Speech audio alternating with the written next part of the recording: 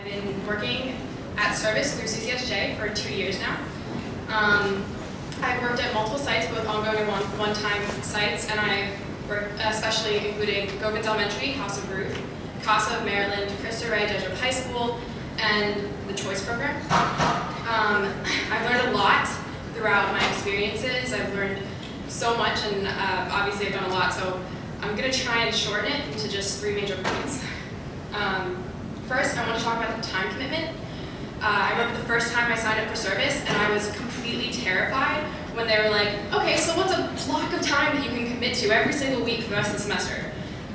Oh, okay. I'm a very busy person. Anyone who knows me knows that. But I felt like, okay, well, I gotta at least try this. So I stepped forward and I committed 2 to 3 hours every week, including transportation time. And by the end of the semester, I actually ended up going twice that length, and sometimes 2 or 3 times a week. It really became a staple part of my week. It became something really important for me to do. So the time commitment, even though it seemed scary at the beginning, really didn't end up being anything at all. The second thing I want to talk about is that the people are the important part of service. This is something that came up during reflection this past year for me. We talked about how when you go to service every week, what ends up really mattering isn't exactly what you do in the moment, it's the people that you make connections with. Ongoing service offers this unique opportunity for you to actually get to know these people because you see them every week at times. I once worked with a girl at Cristo Rey Jesuit High School, and I was supposed to be helping her with English, but really all she had to do was do her homework and read a book and outline what she had read, so I couldn't really do much for her. That afternoon, I just ended up talking to her the whole time. We talked about her life. She was a first-generation American from an immigrant family. She talked about visiting relatives back in her home country, and she talked about how her life was every day here, and how it was just interacting with people and being bilingual and all these really cool things. It was really awesome to get to know her on that level. Another time when I was working, I worked with a girl to edit her college essay. And we've all done those, obviously, because we're all in college. Well, not all of us are currently in college. But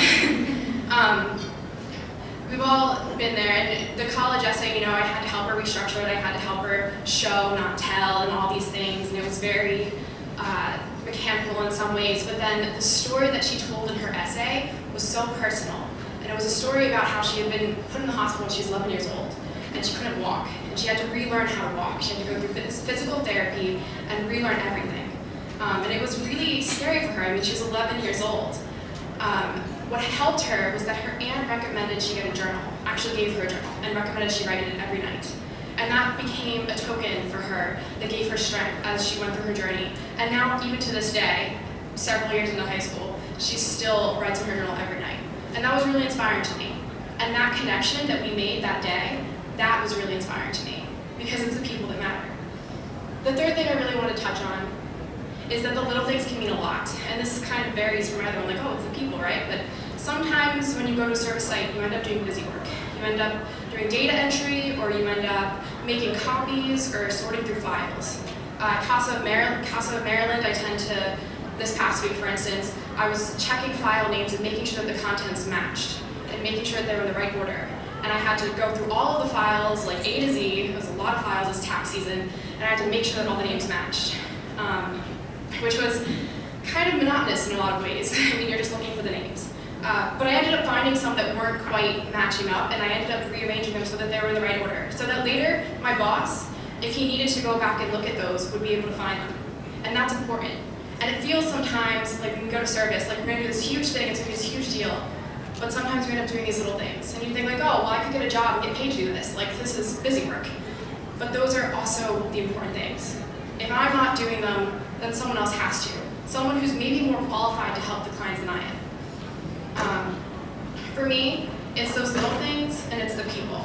And I think that's really something that's important about service. And I think it's easy to forget that. Service doesn't always feel huge. It doesn't always feel like you're making a giant difference. But you are, just by being there. Thank you.